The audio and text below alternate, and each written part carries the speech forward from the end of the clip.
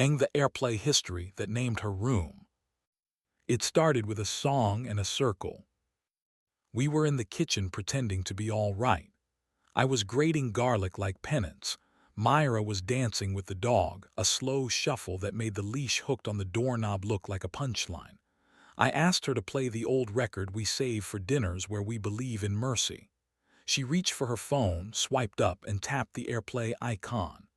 A circle of nearby devices twirled open like a bouquet: home speakers, office TV, and there, third from the top, Marlow 14F. My body knew the name before my brain auditioned a lie. Not our building, not the office, not anything we own. A hotel, if you've lived in this city long enough to mistake lobbies for therapy.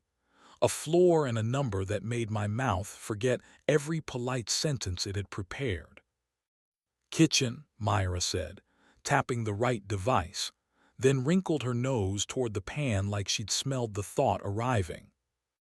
I didn't ask then. We ate eggs with too much heat and not enough heroism.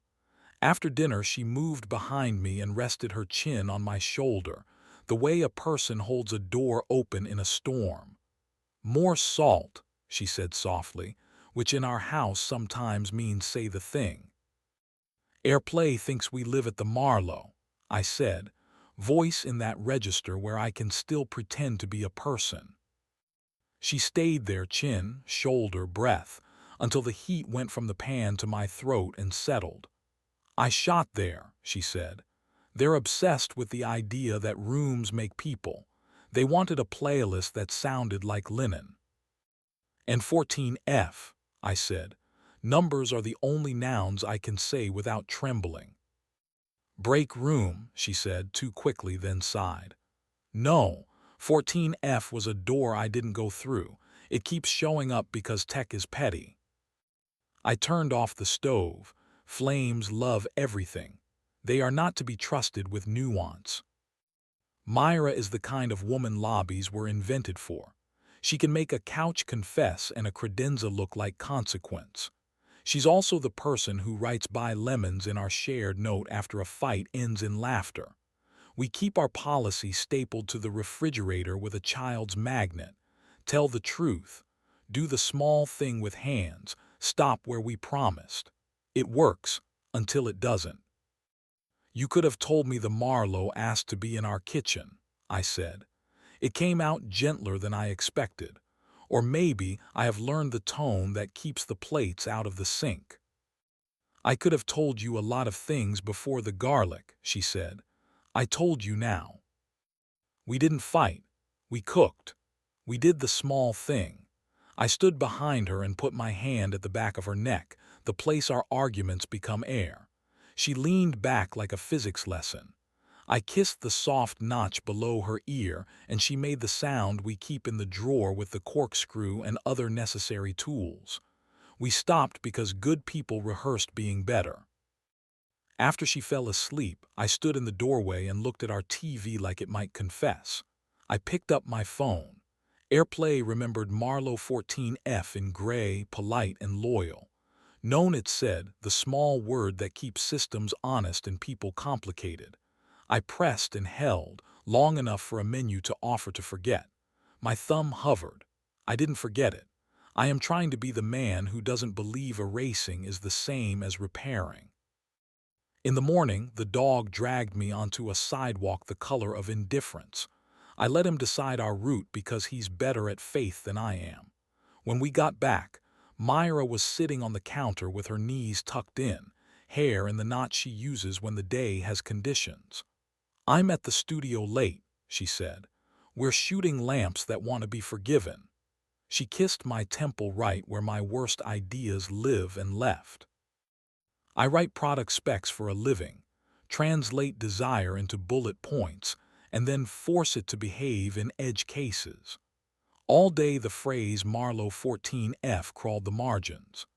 At lunch, I wrote a ticket titled "Surprise Must Be Voluntary" and stared at it until the words sounded less like an argument for users and more like a prayer for us. Her text came at 11:52, "Studio running long, don't wait." The song we saved for Mercy played itself in my head, unhelpful.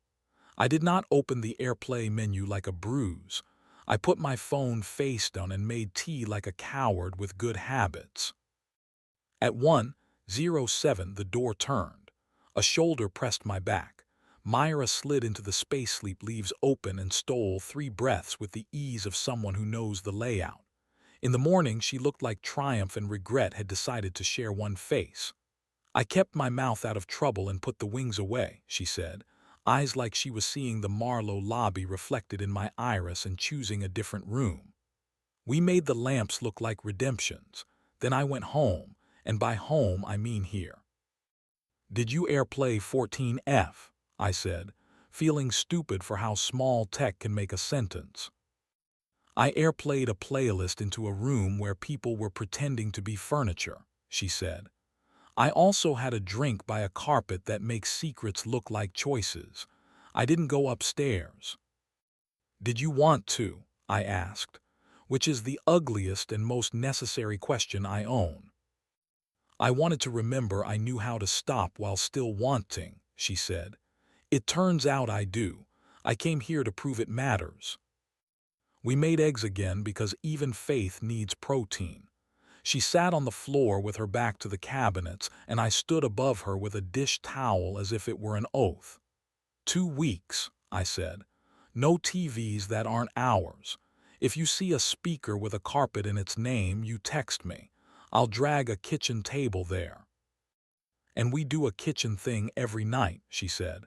"A choreography we invented. A stop when the stop saves us." "Bench on Sunday," I added. "The river has learned our weight." We kept it badly and then better. The AirPlay menu grew boring again. Home speakers, office TV. The old Marlow 14F grayed itself and slid down, a boat past its docking privileges. In that calm, the city did the thing it does when it's jealous, sent Connor. He texted her at 10:41. "Here 2 days. 709 is a joke I'm trying not to tell. Drinks?" Connor is the kind of person who makes men like me understand why lobbies invest in orchids. He and Myra were a genre before I learned to prefer sentences. She forwarded it to me with no and a photo of the studio ladder. I sent back the lemon emoji because we've taught our icons decency. She came home smelling like paper and electricity, not carpet. In the kitchen she tipped her head. I set my hand. We stopped when stopping felt like skill and not denial. The TV blinked its normal blue. No circles spelled flowers. Then the thing happened you can't write tickets for. I was at her studio dropping off a forgotten lens cap when a song climbed the air from a closed door. Our Mercy song, a piano with a bruise. Through the glass I saw the corner of a TV, the AirPlay icon blooming like a dare. The menu flickered. Studio TV, home speakers. Marlow 14F, not gray. Connor's laugh rolled from the next room, mellow with nostalgia and wine. I stood there with a piece of plastic that never mattered and realized being good at settings is not the same as being brave. Myra came out first. She saw me and stopped, as if I were a sound she needed to identify. Behind her, Connor's mouth landed in that small smile he uses when he has written a part for everyone in the room. "We were auditioning songs that don't embarrass lamps," Myra said. "And my past, I guess." She put her hand on my wrist the way you put your hand on a doorknob when you've decided. "Do you want to do this here or in the place that forgives us?" "In the place that forgives us," I said, and for the first time I was grateful for the dog's insistence on domestic theology. In the kitchen, she said it with the precision I fell in love with. "He's in town, he wanted a room. I wanted to remember which part of my body is a map. I told him to keep his sound out of our house, even the TV at the studio. He said he'd try. Men say that like weather. I came home." "Did you AirPlay him a yes?" I said, more to hear my own cruelty than to wound her. "I AirPlayed a list into a room," she said. I told the rest of the world no with my feet. I pressed my palm at the back of her neck. She leaned. I kissed. We stopped. It felt like manual override on a system we built and keep rebuilding. Sunday on the bench, she said, I miss your weight when I take off my earrings. It turns off the story and turns on the person. I said, I miss your knee against mine at red lights. It makes arrival proof. The river ignored us, which I have come to believe is love. I wrote a feature at work that will never get me a promotion and might save two strangers. It hides AirPlay devices named like rooms until you confirm you're where your mouth promised. It's called Reduce Temptation in the code and UX Polish in the sprint.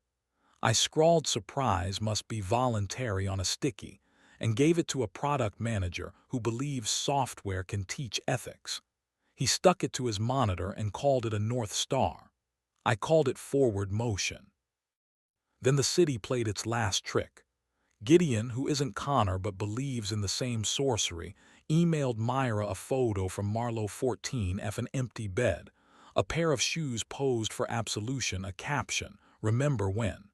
She forwarded it to me with remember when we stopped and then walked into our kitchen and said, tell me to stay. It's the easiest thing I've ever done. Stay, I said, palm, neck, breath, stop. Sometimes the AirPlay circle still blooms with nouns we didn't buy. I'm teaching myself to let them gray out on their own, to trust that forgetting is a process the body does better than the phone, to prefer the little choreography we wrote in a kitchen to the theater lobbies rent out by the hour.